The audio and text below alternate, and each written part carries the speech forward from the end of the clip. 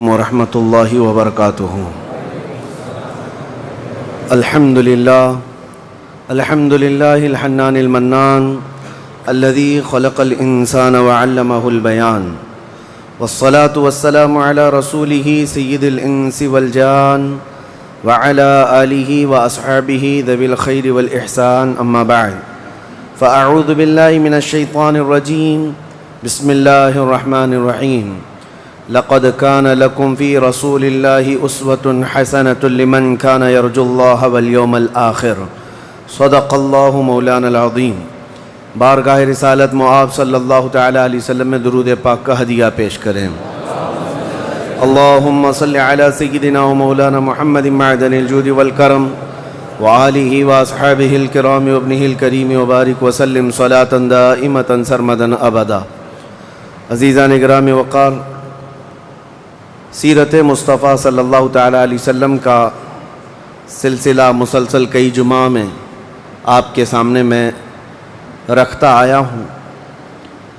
چونکہ رمضان المبارکہ سے یہ سلسلہ شروع تھا اور گزشتہ سے پیوستہ ہفتہ حضور اکرم صلی اللہ تعالیٰ علیہ وسلم کی سیرت کا وہ باب آپ کے سامنے رکھا گیا تھا جو چھٹی ہجری کا تھا۔ چھٹی ہجری بہت اہم ہے سیرت میں، ہجرت کا چھٹا سال جس میں صلح حدیبیہ ہوئی، اور اس کے بعد نبی کریم صلی اللہ تعالیٰ علیہ وسلم نے دعوت اسلام کا ایک بہت بڑا مشن شروع فرمایا اور بادشاہوں کے پاس خطوط بھیجنے شروع کیے۔ اس وقت جو جس علاقے کا فرما روا تھا، بادشاہ تھا، اس کے پاس حضور صلی اللہ علیہ وسلم اپنے قاصد صحابہ کو خط دے کر بھیجتے اور انہیں دعوت اسلام پیش کرتے تھے۔ تو صحابہ کرام حضور کے خطوط لے کر کے کہاں کہاں نہ گئے۔ روم کا جو عظیم بادشاہ تھا ہرقل، اس کے پاس گئے۔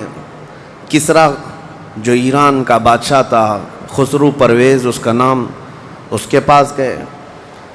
پچھلے درس میں نے آپ کے سامنے یہ بات رکھی ہے، جس نے حضور صلی اللہ تعالیٰ علیہ وسلم کے خط کو پھاڑ دیا ایران کا بادشاہ تھا، اور حضور کے قاصد کو اس نے تکلیف پہنچائی، اور پھر اس نے جیسے حضور کے خط کو پھاڑا، نبی پاک صلی اللہ علیہ وسلم کو جب یہ خبر ہوئی تو آپ نے صرف اتنا ارشاد فرمایا، مزق کتابی مزق اللہ ملکہ، اس نے میرے خط کو پھاڑا ہے، اللہ اس کی سلطنت کو ٹکڑے کر دے گا۔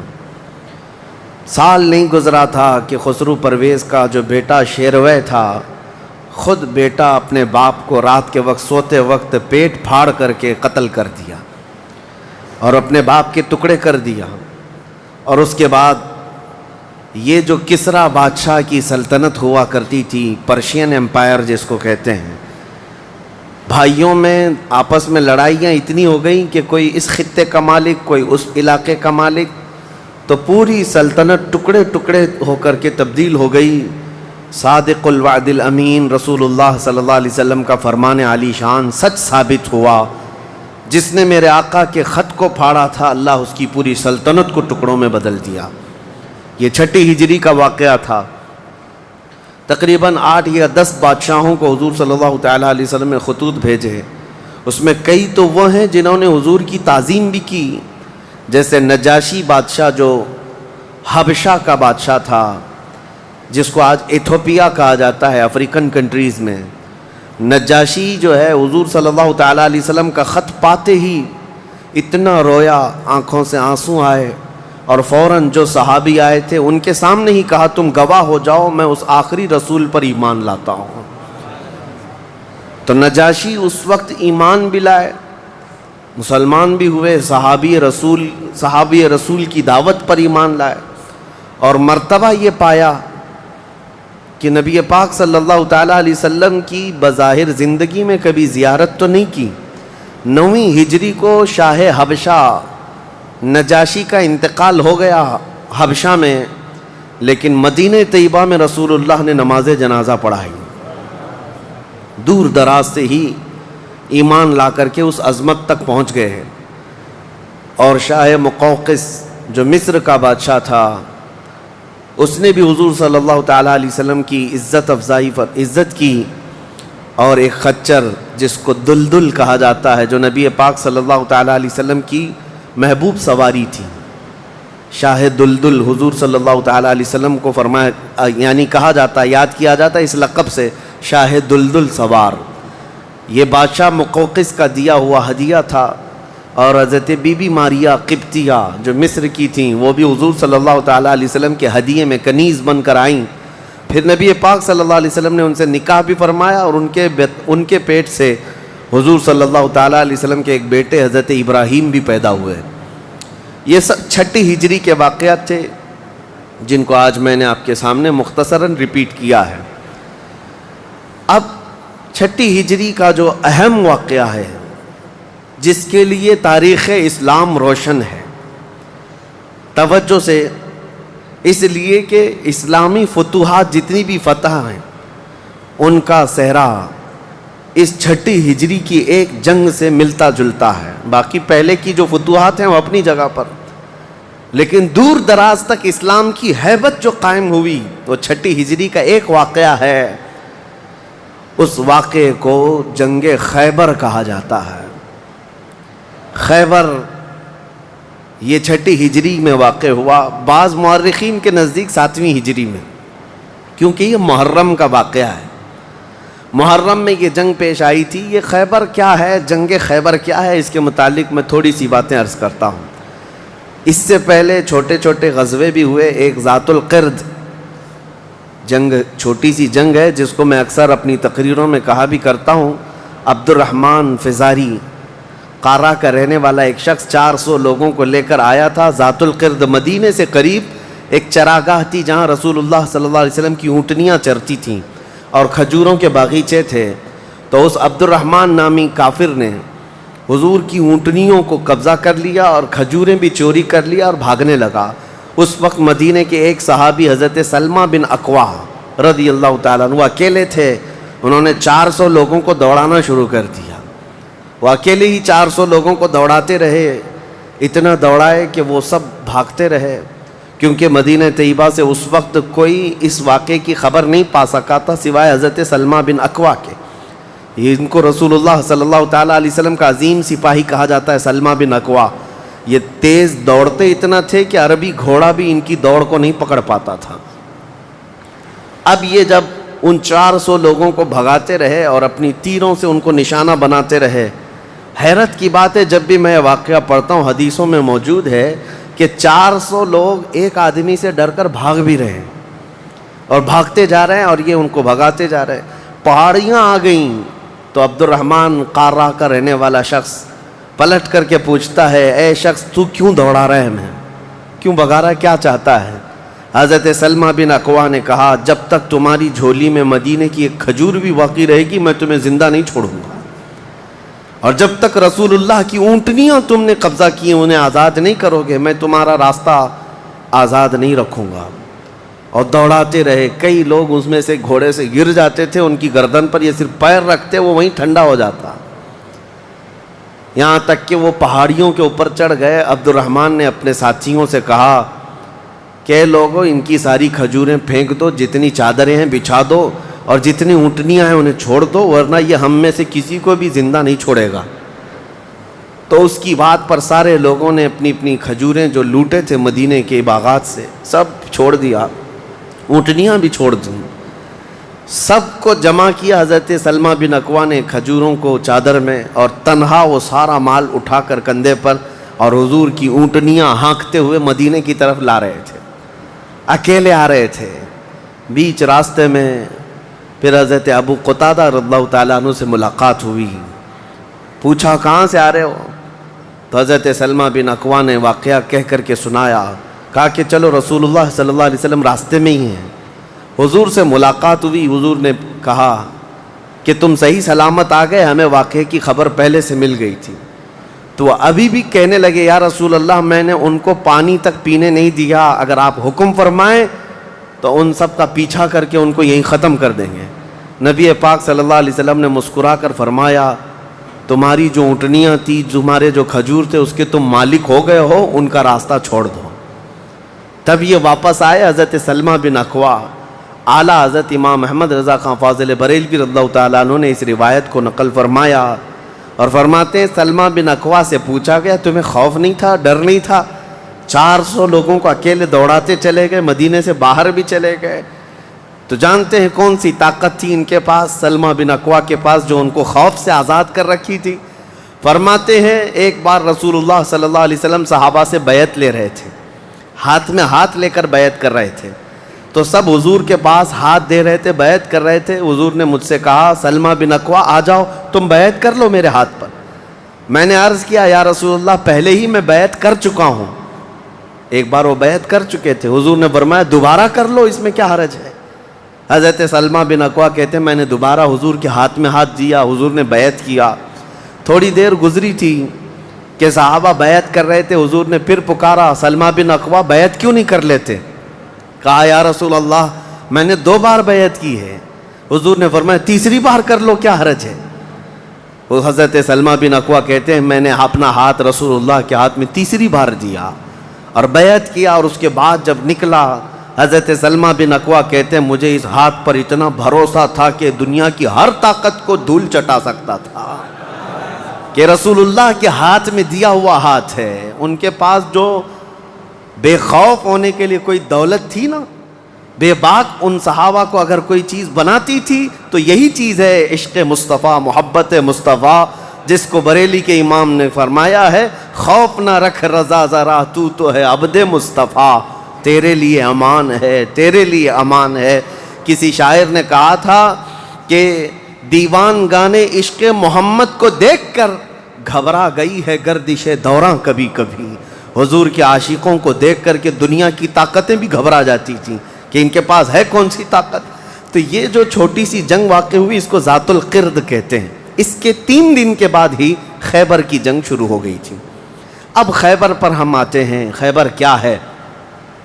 تقریباً مدینہ طیبہ سے 320 کلومیٹر دور یا 300 کلومیٹر کے قریب ایک بستی ہے جس کو خیبر کہتے ہیں. خیبر یہودیوں کا گڑھ ہے, یہودیوں کا مرکز.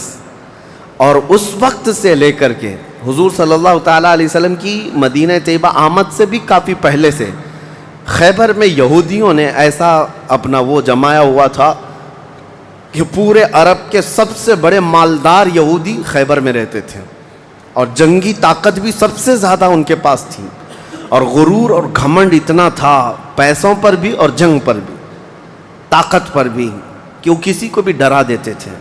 اور جب سے نبی پاک صلی اللہ علیہ وسلم مدینہ طیبہ آئے ان کی دشمنی اتنی بڑھ گئی تھی کہ آپ کو معلوم ہونا چاہیے کہ جو جنگ خندق ہوئی تھی اس کا واقعہ بھی میں نے تفصیل سے بتا دیا. مدینہ طیبہ جنگ خندق جس وجہ سے ہوئی اس کا سبب یہودی تھے. یہودیوں نے مکہ کے کافروں کو, مشرکوں کو, نجد کے کافروں کو سب کو جمع کیا تھا اور پانی کی طرح پیسہ بہایا تھا. جنگ میں 12,000 لوگوں کو رسول اللہ کے خلاف اکٹھا کیا تھا یہودیوں نے. یہ خیبر کے یہودی تھے, کیونکہ نبی پاک صلی اللہ تعالیٰ علیہ وسلم جب تشریف لائے تھے 2 قبیلے یہودیوں کے مدینے میں آباد تھے, بنو نذیر اور بنو قریظہ. آپ کو میں نے سیرت کے بیان میں یہ بھی بتا دیا تھا.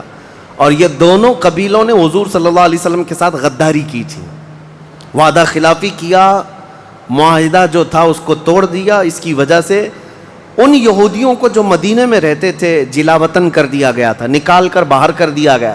تو جتنے مدینے سے نکالے ہوئے یہودی تھے وہ سب خیبر میں جا کر جمع ہو گئے تھے. خیبر میں جا کر کے ان لوگوں نے اڈا بنا لیا تھا, اور ڈیلی ان کی صرف اور صرف یہی منصوبہ بندی ہوتی تھی کہ محمد صلی اللہ علیہ وسلم اور ان کے ساتھیوں کو کیسے مارا جائے, کیسے قتل کیا جائے. کوئی بھی دور دراز سے اگر چھوٹی سی دشمنی رکھتا تھا رسول اللہ سے تو یہ یہودی خیبر کے پورا کا پورا مال ان کے پاس بھیجتے اور ان کو کھڑا کرتے کہ تم جاؤ, ہم سپورٹ میں ہیں, ہم سپورٹ کریں گے. ساری جنگوں میں مشرکوں کا سپورٹ کرتے تھے. اب میں آپ کو بتاؤں جن کے دلوں میں اتنا زہر بھرا ہوا تھا رسول اللہ صلی اللہ علیہ وسلم کی دشمنی کا, اب ان لوگوں نے دیکھا کہ یہ اب ان کی طاقت بڑھتی جا رہی ہے, اور بادشاہوں کو تک ان لوگوں نے اسلام پیش کر دیا. اور اسلام اب مکہ مدینے کا نہیں رہ گیا, اب تو ایران بھی چلا گیا ہے, مصر بھی چلا گیا ہے, حبشہ بھی چلا گیا ہے, یمن بھی چلا گیا ہے. تو ان کے پیٹ کا درد اور بڑھ گیا. ان لوگوں نے پھر اب فیصلہ کرنا شروع کیا کہ اب سارے لوگوں کو جمع کرتے ہیں. ایک قبیلہ تھا بنو غطفان، یہ مشرکوں کا قبیلہ تھا اور وہ جنگی طاقت بہت زیادہ رکھتے تھے. اس وقت عرب میں وہ نڈر مانے جاتے تھے. یہودیوں نے ان کو بلا کر کے جنگ کا پلان کیا کہ مدینے پر اچانک چڑھائی کریں گے اور تہس نہس کر کے رکھ دیں گے، کسی کو خبر بھی نہ ہو، پورے مدینے کی اینٹ سے اینٹ بجا دیں گے. انہوں نے پلان کیا راتوں رات، لیکن مخبر صادق رسول اللہ صلی اللہ تعالیٰ علیہ وسلم کا حال یہ ہے، اور کوئی غیب کیا تم سے نہاں ہو بھلا. نبی پاک صلی اللہ تعالیٰ علیہ وسلم کو خبر ہوئی کہ یہودیوں نے میٹنگ کی ہے اور راتوں رات مدینے پر چڑھائی کرنے والے ہیں. دوسرے دن حضور پاک صلی اللہ تعالیٰ علیہ وسلم نے صحابہ کو جمع کیا، تو جتنے صحابہ تھے سب جمع ہو گئے. تقریباً 1600 صحابہ تھے. کتنے؟ 1600 صحابہ. 1600 صحابہ مدینہ طیبہ سے نکل پڑے حضور کے ساتھ کہ ان یہودیوں کو خیبر سے نکلنے سے پہلے ان کا راستہ ہم روکیں گے کہ مدینے پر کوئی بھی چڑھائی نہ کر سکے. جب رسول اللہ صلی اللہ علیہ وسلم صحابہ کو لے کر چل پڑے، چال الٹی پڑ گئی. یہودیوں نے یہ سوچا تھا کہ مدینے پر اچانک حملہ ہوگا، کسی کو کانوں کان خبر نہیں ہوگی، لیکن ایسا ہوا کہ 8 دن کے بعد اچانک حضور خیبر پہنچ گئے، ان کو کانوں کان خبر بھی نہیں ہوئی. نبی پاک صلی اللہ تعالیٰ علیہ وسلم صحابہ کے ساتھ جب پہنچے، صبح ہو رہی تھی، خیبر کی وادیوں میں حضور داخل ہو رہے تھے. تو یہودی اپنے اپنے کھیتوں میں کام کرنے کے لیے جا رہے تھے. جیسے ہی مدینے کی فوج کو دیکھا، ہیبت طاری ہو گئی، الٹے قدم اپنے قلعوں میں واپس بھاگتے رہ گئے اور چیخ مارتے رہ گئے کہ محمد بھی آئے ہیں اور مسلمان بھی آئے ہیں. حضور صلی اللہ علیہ وسلم نے ان کی چیخ و پکار کو سنا تو ایک جملہ فرمایا. حضور صلی اللہ علیہ وسلم فرماتے ہیں، جن کافروں کی وادی میں ہم اتر پڑے ان کی صبح خراب ہو ہی جاتی ہے، اور یہ خیبر اب برباد ہوگا. حضور کے الفاظ تھے، جملہ نکلا. صحابہ کرام اتنی جوش سے نعرہ لگا رہے تھے کہ یہودیوں کے سارے قلعے صحابہ کی آواز سے گونجنے لگ گئے. خیبر میں 8 قلعے تھے، 8 مشہور قلعے. انہوں نے بہت مشہور اس وقت کی طاقتور یعنی عمارتیں ایسی بنا رکھی تھیں کہ ان کا یقین تھا کہ کوئی ان قلعوں کو توڑ نہیں سکے گا. اور حد تو یہ ہے کہ آج 1400 سال گزر گئے، ابھی بھی وہ قلعے موجود ہیں، آج بھی موجود ہیں خیبر میں. وہ قلعوں کے باقیات، کھنڈرات ابھی بھی موجود ہیں. اب آپ اندازہ کریں کہ 14 صدیاں گزرنے کے بعد اب بھی وہ قلعے ہیں، تو اس وقت کتنے محفوظ رہے ہوں گے، کتنے مضبوط رہے ہوں گے. ان کو بڑا غرور تھا. 8 مشہور قلعے تھے، قلعہ نائم، قلعہ نطات، قلعہ قموس. ان کے نام تھے الگ الگ، ہر قلعہ الگ الگ کاموں کے لیے استعمال ہوتا تھا. اب نبی پاک صلی اللہ تعالیٰ علیہ وسلم خیبر جب پہنچے، 1600 صحابہ ہیں. اب سنیے، ایک قلعہ نائم تھا جس میں سارا ذخیرہ تھا، کھانا پانی اور سب کچھ وہاں پر تھا، اور اس کی ذمہ داری سلام بن مشکم نام کا ایک یہودی، وہ بہت ہی بغض و عداوت میں بھرا ہوا یہودی تھا، اس کے ذمہ تھی. اور قلعہ قموس جو سب سے بڑا قلعہ تھا، اس کی ذمہ داری مرحب نام کے یہودی کے پاس تھی. اور مرحب وہ شخص ہے جس کے بارے میں مشہور تھا کہ وہ 1000 لوگوں سے تنہا لڑ سکتا ہے. 1000 انسانوں کی طاقت تھی جس کے پاس، اس کا نام مرحب تھا. پورے خیبر کے یہودی اس سے ڈرتے تھے.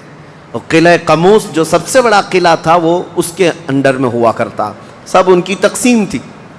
اب جب نبی کریم صلی اللہ تعالیٰ علیہ وسلم شروعات فرمائی تو قلعہ نائم جو قریب تھا آبادی سے، اس پر چڑھائی شروع کر دی.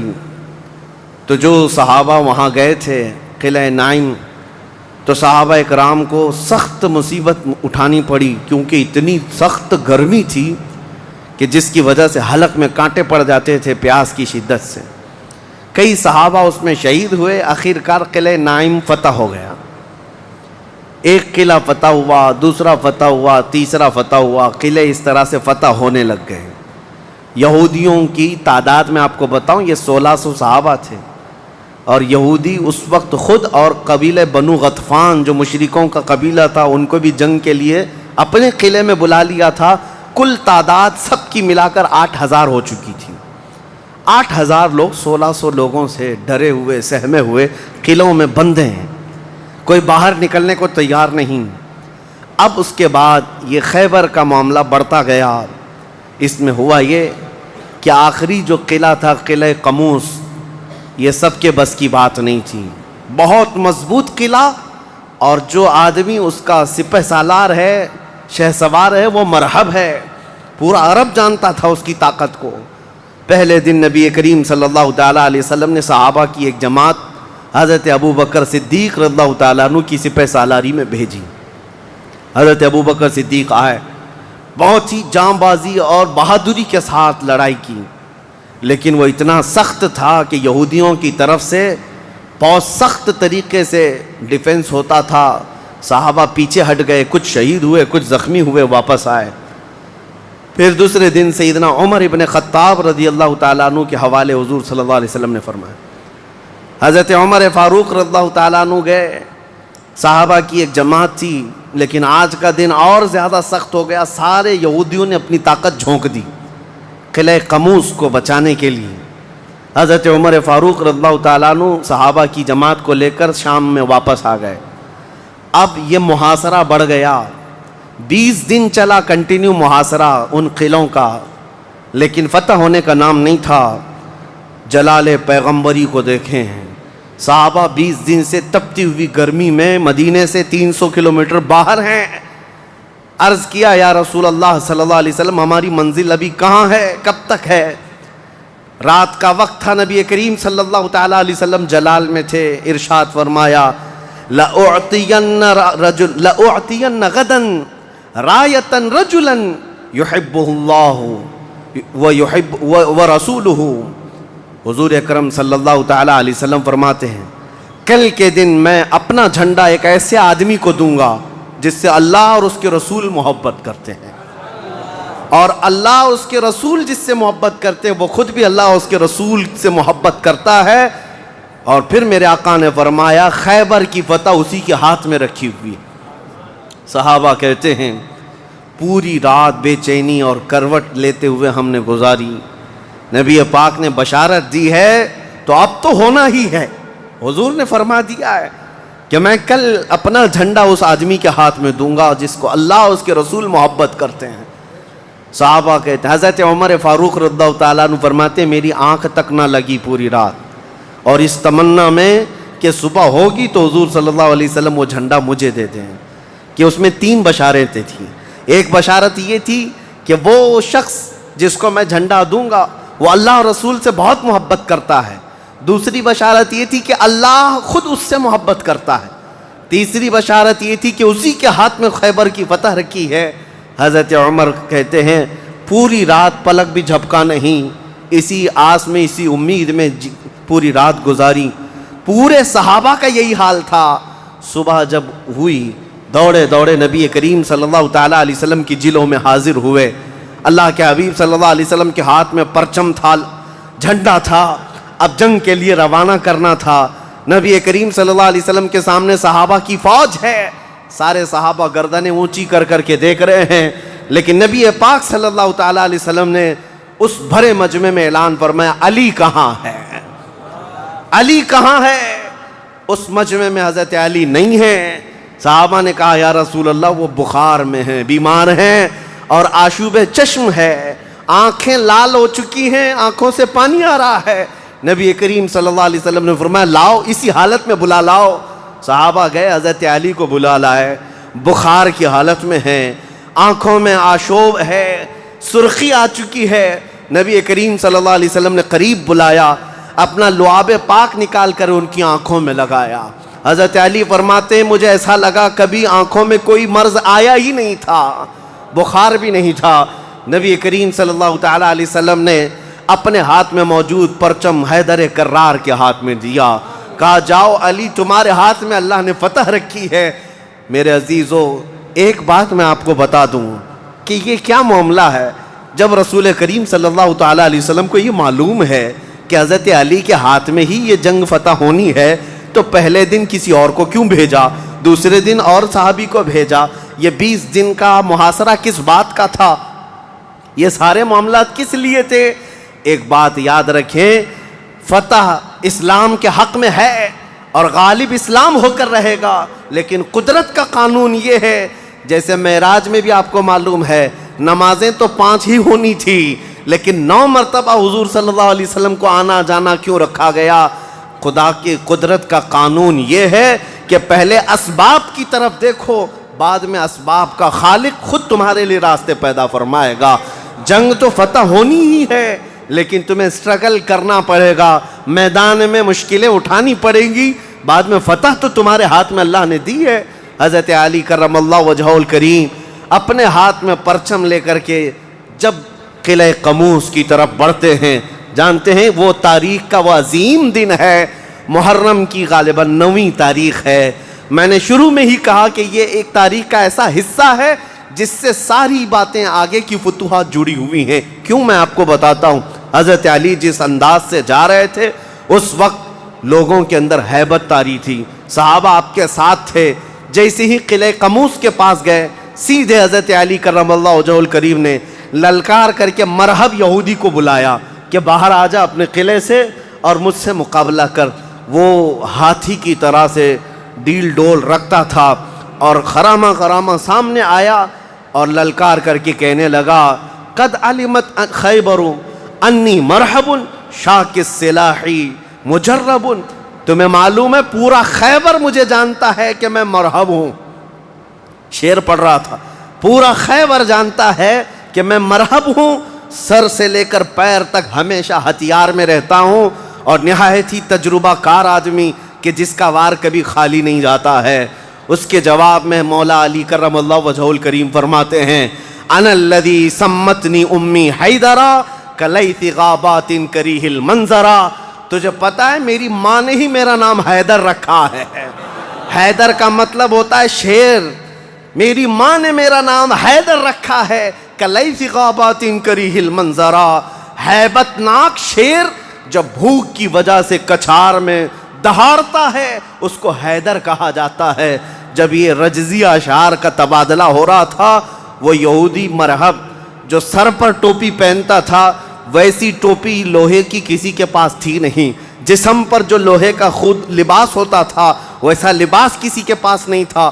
مقابلے میں وہ آیا اور اس نے حضرت علی کرم اللہ وجہہ الکریم پر بہت تیز وار کی، لیکن وار خالی گیا۔ حضرت علی کرم اللہ وجہہ الکریم پر کوئی وار نہیں آیا۔ پلٹ کر جب حیدر کرار نے وار ماری تو اس کی خود کو ٹوپی کو کاٹتا ہوا یہاں تک کہ اس کے جبڑوں تک حضرت علی کی تلوار آ گئی، اس کے دانتوں کو تک کاٹتی ہوئی آ گئی۔ اس کے بعد دوسرا وار بھی نہیں پڑا تھا کہ مرحب زمین پر ڈھیر ہو کر تڑپنے لگ گیا۔ اتنا ہی نہیں ہے کہ یہ منظر دیکھ کر کے جتنے یہودی تھے سب کے سب ٹوٹ پڑے۔ کس پر؟ حیدر کرار پر۔ اکیلے بطل جلیل ہیں، جس طرف سے آتے تھے صحابہ کہتے ہیں حضرت علی کی تلوار اس دن جو چمک رہی تھی ہمارے جسموں میں ہیبت طاری تھی، کبھی ادھر چمکتی ہے کبھی ادھر چمکتی ہے۔ آپ کو پتا ہے ایک لقب آپ کا کرار ہے۔ کرار کا مطلب کیا ہوتا ہے؟ پلٹ پلٹ کر کے حملہ کرنے والا، اور ایسا حملہ کرنے والا کہ سامنے والے کو سنبھلنے کا موقع بھی نہیں دیتا۔ حضرت علی کی تلوار نے اتنے وار کیے کہ یہودیوں کی صفیں درہم برہم ہو گئیں۔ بعض تو لوگوں نے یہ سوچا کہ جان بچانے میں عافیت ہے، جب ہمارا سردار ڈھیر ہو کر تڑپ رہا ہے ہمیں اس سے مقابلے کی کیا تاو ہے۔ بڑھتے گئے حضرت علی، سیدھے قلعہ قموس جو تھا وہاں جا کر کے کھڑے ہو گئے تو یہودیوں میں ایک اعلان ہوا کہ اگر یہ علی بن ابی طالب قلعے کے اندر گھس گیا تو خیبر قیامت تک ہمارے ہاتھ میں نہیں آ سکتا، اپنی طاقت لگا دو۔ سارے یہودی ٹوٹ پڑے، جتنی فوجیں تھی ٹوٹ پڑی۔ جانتے ہیں حضرت علی اپنا ڈیفنس کیسا کر رہے تھے، اپنے بچاؤ کے لیے کیا کر رہے تھے؟ قلعہ قموس کے دروازے کو جو پھاٹک تھا ایک ہاتھ سے اکھاڑ دیا اور بائیں ہاتھ سے صرف دروازہ پکڑتے تھے، سیدھے ہاتھ سے تلوار سے حملہ کیا کرتے تھے۔ ایک ہاتھ میں دروازہ لے کر کے ڈیفنس کر رہے ہیں، ڈھال بنائے ہوئے ہیں، جہاں سے تیر آئے یا تلوار آئے اس دروازے سے آپ نے اپنے آپ کا ڈیفینس کیا ہے۔ صحابہ کہتے ہم دیکھتے رہے، وہ دروازے کو ایسے اپنے ہاتھ میں نچا رہے تھے جیسے کوئی چھوٹا کھلونا اپنے ہاتھ میں نچایا جاتا ہے۔ حضرت علی کرم اللہ وجہہ الکریم نے اس قلعے کا پھاٹک توڑ دیا جس کو 20 دنوں سے صحابہ جا کر کے آ رہے تھے، توڑ نہ سکے تھے۔ پھر اس کے بعد جب جنگ ٹھنڈی ہوئی، بعض لوگ یہ کہتے ہیں کہ قلعے کا پھاٹک اٹھا کر کے پھینک دیا، پھینکا نہیں، پوری جنگ بھر حضرت علی اس دروازے کو پکڑ کر کے جنگ کرتے رہے اور قلعے کے اس دروازے کو اپنی ڈھال بنائے رہے۔ جب یہودی سرد پڑ گئے، ٹھنڈے پڑ گئے، تو اس قلعے کے دروازے کو آپ نے اٹھا کر پھینک دیا۔ صحابہ کہتے ہیں ہم بعد میں، چونکہ وہ راستے میں پڑا تھا، اٹھانے کے لیے گئے تو 40 صحابہ مل کر کے اس دروازے کو اٹھا نہ پا رہے تھے۔ جو تنہا حیدر کرار اتنی دیر تک اپنے ہاتھ میں لے کر کے لڑتے رہے۔ کون ہے یہ حیدر کرار؟ یہ وہی حیدر کرار ہے جب رسول اللہ صلی اللہ علیہ وسلم نے مکہ مکرمہ میں سب سے پہلے اسلام کی دعوت دی تھی تو مکہ والوں نے انکار کیا تھا۔ 9 سال کا ایک بچہ کھڑا ہوا تھا، کہا یا رسول اللہ میں آپ کے دین کی حمایت کروں گا۔ پتلی پتلی ٹانگیں تھی، کمزوری تھی۔ رسول اللہ نے اس 9 سال کے بچے کو دیکھا اور سینے سے لگایا اور بارگاہ رب العزت میں عرض کیا کہ مولا اس کی ٹانگوں میں اور اس کی بازوؤں میں تو طاقت عطا فرما۔ وہ 9 سال کا بچہ جب 25 سال کا ہو گیا تو فاتح خیبر بن کر کے نکلا، حیدر کرار بن کر کے نکلا۔ اسی لیے سچ کہا ہے جس نے کہا ہے شاہ مرداں شیر یزداں قوت پروردگار، لا فتح الا علی لا سیف الا ذوالفقار۔ یہ ہے جس کا مطلب یہ ہوتا ہے فارسی میں شاہ مرداں شیر یزداں، نوجوانوں کا اگر کوئی بادشاہ ہے تو وہ حیدر کرار ہے۔ شیر یزداں اگر اللہ کا کوئی شیر ہے تو حیدر کرار ہے۔ قوت پروردگار، اللہ کی طاقت کا مظہر دیکھنا ہے تو وہ علی بن ابی طالب ہے۔ لا فتح الا علی، سچ کہا جس شاعر نے کہا لا فتح الا علی۔ پورے لوگوں میں اگر جوان کوئی کہانے کے لائق ہے تو وہ علی بن ابی طالب کا نام ہے۔ لا سیف الا ذوالفقار، اور دنیا میں اگر کسی تلوار کو تلوار کہلانے کا حق ہے تو وہ ذوالفقار حیدری کا نام ہے۔ عزیزان گرامی وقار، یہ خیبر فتح ہوا، جیسے یہ خیبر فتح ہوا صحابہ میں اتنا جوش بھر گیا تھا، نہ قلعہ قموس باقی رہا نہ مرحب باقی رہا۔ اور خیبر کو جو مولا علی نے اس وقت توڑا تھا، 14 صدیاں گزر گئی، آج تک یہودیوں کا اس میں داخلہ نہ ہو سکا تھا۔ یہودیوں کو پتا تھا ایک بار علی اس میں داخل ہو گیا تو قیامت تک خیبر ہمارے ہاتھ میں نہ آ سکے گا۔ آپ کو پتا ہے 2018 کی بات میں بتاؤں، 2018 میں انگلینڈ میں لندن کی سڑکوں پر پوسٹر اور بینر ہورڈنگ کارڈ لیے ہوئے یہودی احتجاج کر رہے تھے، پروٹیسٹ کر رہے تھے کہ خیبر ہمارا تھا، ہم کو نکالا گیا تھا اور تمہاری ہماری لاسٹ جنگ خیبر تھی، اس کے بعد نہیں ہوئی۔ اس طرح کی باتیں، یعنی میں نے محسوس کیا کہ مسلمان تو بھول گئے خیبر کیا ہے۔ یہودیوں کو جن کو مار پڑی تھی آج بھی یاد ہے کہ مولا علی نے کیسے مارا تھا، آج بھی یاد ہے کہ حیدر کرار کی وار کیسی تھی۔ صدیاں گزر گئیں، وہ زخم ابھی تک بھرا نہیں ہے۔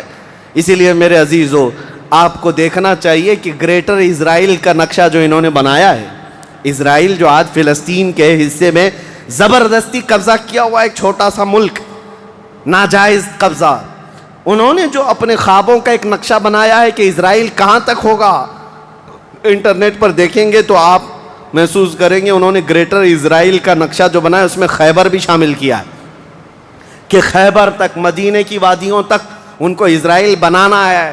جہاں سے ہم نکلے تھے وہاں واپس آئیں گے، لیکن انشاءاللہ العزیز ایسا کبھی نہیں ہوگا۔ مولا علی کرم اللہ وجہہ الکریم کی وار جو پڑی تھی وہ قیامت تک تازہ رہے گی انشاءاللہ۔ میرے عزیزو، خیبر فتح ہونے کے بعد اب عدل مصطفیٰ کو بھی دیکھو۔ نبی کریم صلی اللہ تعالیٰ علیہ وسلم، یہ وہ یہودی ہیں جو ساری جنگوں میں جڑ کا کام کرتے رہے، جڑ کا کام کرتے رہے، لوگوں کو بھڑکانے میں، حضور کے خلاف دشمنی پر ابھارنے میں، پیسہ بہانے میں، سب کام کرتے رہے۔ آج سب ٹوٹ کر بکھر گئے۔ نبی کریم صلی اللہ تعالیٰ علیہ وسلم کو اب کیا کرنا تھا؟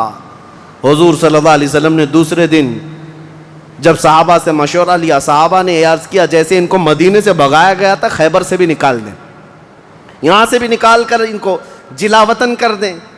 لیکن وہ مصطفیٰ کریم صلی اللہ تعالیٰ علیہ وسلم جو عظیم اخلاق لے کر کے زمین پر تشریف لائے، خیبر کے یہودیوں سے پوچھا کہ تم کو جلا وطن کیا گیا تھا اور تم نے بار بار ایگریمنٹ توڑا، معاہدے توڑے، اب یہاں سے بھی تمہیں جلا وطن کرنے کا مشورہ آیا ہے صحابہ سے. یہودیوں نے رونا دھونا شروع کیا اور کہا آپ اللہ کے نبی محمد مصطفیٰ صلی اللہ علیہ وسلم عدل کے شہسوار ہیں، ہمیں موقع عطا کریں، ہم خیبر چھوڑ کر جانا نہیں چاہتے، ہماری زمینیں ہمیں دے دیں، لیکن سال بھر میں جتنی بھی اس کی آمد ہوگی اس کا آدھا ہم مدینے پہنچا دیں گے، کھجوریں ہوں، فصلیں ہوں. نبی کریم صلی اللہ تعالیٰ علیہ وسلم نے سب کو معاف کر دیا، خیبر ان کے حوالے کر دیا، اور پھر وہ آدھا حصہ مدینہ طیبہ ہر سال دینے کے لیے راضی ہو گئے، اور اس پر حضور صلی اللہ علیہ وسلم نے فیصلہ فرما لیا. اب اتنی بات نہیں، حضرت عبداللہ بن رواحہ رضی اللہ تعالیٰ عنہ ہر سال جب یہ خیبر آتے یا ایک دوسرے صحابی یہ آدھا حصہ لینے کے لیے آتے تھے تو پورے خیبر کے یہودی مال جمع کرتے، اس میں آدھا آدھا حضرت عبداللہ فرما دیتے، اور اس کے بعد یہ نہیں ہے کہ لے کر کے نکل جاتے، سارے یہودیوں کو جمع کرتے، کہا میں نے پورے مال کا آدھا آدھا کیا ہے، ان میں سے جو حصہ تمہیں پسند ہے وہ رکھ لو، باقی مدینے بھیج دو. یہودی کہتے ہیں ایسا عدل ہم نے کہیں دیکھا ہی نہیں کہ ہمیں پہلے کہہ دیا جائے، ورنہ کوئی بھی ہوتا حاکم تو اچھا مال اٹھا لیتا اور برا مال چھوڑ کے چلا جاتا. یہ رسول اللہ کے صحابہ تھے، کہتے جو تمہیں پسند ہے وہ رکھ لو، جو چھوٹ گیا وہ مدینے بھیج دو. اتنے ہونے کے باوجود بھی حضور صلی اللہ تعالیٰ علیہ وسلم کے ساتھ انہوں نے کیا کیا. حضور 3 دن کے بعد خیبر سے نکل رہے تھے، زینب نام کی ایک خاتون تھی جس کا شوہر قتل ہو گیا تھا، وہ حضور صلی اللہ تعالیٰ علیہ وسلم کے پاس بڑی محبت لے کر کے آئی، بہت محبت کے ساتھ، اور یوں کہا کہ میں آپ کی پیروکار ہوں، بڑی مشتاق تھی آپ کے دیکھنے کی، آپ میرے گھر تشریف لائیں. حضور صلی اللہ تعالیٰ علیہ وسلم کو اور کچھ صحابہ کو اس نے اپنے گھر پر دعوت کی، اور دعوت کیا کیا، کھانے میں اور گوشت میں نہایت ہی خطرناک زہر ملایا اور حضور صلی اللہ تعالیٰ علیہ وسلم کو زہر دیا. جو صحابہ موجود تھے حضور صلی اللہ علیہ وسلم کے ساتھ دعوت میں، جیسی حضور نے پہلا لقمہ اٹھایا، جو گوشت کی بوٹی تھی یا جو لقمہ تھا وہی بول پڑا رسول اللہ صلی اللہ علیہ وسلم کہ مجھ میں زہر ملا ہوا ہے. نبی کریم صلی اللہ تعالیٰ علیہ وسلم نے ابھی اپنی زبان پر لگایا ہی تھا، نکال کر پھینک دیا. لیکن دوسرے ایک صحابی حضور سے پہلے پیٹ بھر کر کھا چکے تھے اور وہ زہر کے اثر سے فوراً ہی شہید ہو گئے. یہ یہودیوں نے حضور کے معافی کے بعد، اعلان کے بعد پھر بھی یہ ہرزہ سرائیاں، یہ سارے کام کرتے رہے اور آج تک کرتے آئے ہیں. آج تک نبی کریم صلی اللہ تعالیٰ علیہ وسلم نے اس کے باوجود معلوم ہونے کے بعد یہودیوں کو بلایا کہ اس خاتون کا کیا کیا جائے. اس نے اقرار کر لیا، کہا کہ ہاں ہم نے زہر ملایا تھا. کہا کیوں؟ کہا ہم یہ دیکھ رہے تھے اگر آپ اللہ کے سچے رسول ہیں تو آپ کو خبر ہو جائے گی، ورنہ ہم کو آپ سے نجات مل جائے گی، ہم بچ جائیں گے، آپ زہر سے ختم ہو جائیں گے. نبی کریم صلی اللہ تعالیٰ علیہ وسلم تو زہر کے اثر سے کچھ نہیں ہوا اور حضور بچے اس زہر سے، لیکن ان یہودیوں میں سے کوئی بھی اسلام کی طرف آیا بھی نہیں. نبی کریم صلی اللہ تعالیٰ علیہ وسلم نے اس خاتون سے بدلہ نہیں لیا، اسے معاف کر دیا. اپنی ذات کے لیے حضور نے کبھی بدلہ لیا ہی نہیں، اسے چھوڑ دیا اور پھر وہاں سے نکل پڑے. یہ زہر کا جو اثر تھا پوری زندگی بھر رسول کریم صلی اللہ تعالیٰ علیہ وسلم کے تالو پر، سر پر اثر لگا رہا، جلن ہوتی تھی، تھوڑا چکھا ہی تھا. اتنا خطرناک زہر یہ یہودیوں کے پاس ہوا کرتا کہ انہوں نے اپنے زہر سے کئی لوگوں کو مارا ہے. یہ یہودی ایسی قوم ہے جس پر اللہ تعالیٰ نے قرآن میں لعنت فرمائی. یوں ہی نہیں، بعض لوگوں کو لگتا ہے کہ بار بار اس ٹاپک پر کیوں ہے. ارے میاں ہم ہر نماز میں یہ کہتے ہیں غیر المغضوب علیہم ولا الضالین. سورہ فاتحہ کے آخر میں المغضوب کا مطلب ہے جس پر اللہ کا غضب ہوا، وہ قوم یہودیوں کی ہے. سورہ فاتحہ میں ہم اللہ کی بارگاہ میں پناہ مانگتے ہیں کہ اللہ جس قوم پر تیرا غضب نازل ہوا اس قوم سے ہمیں بچائے رکھ، ان کے راستے سے ہمیں بچائے رکھ.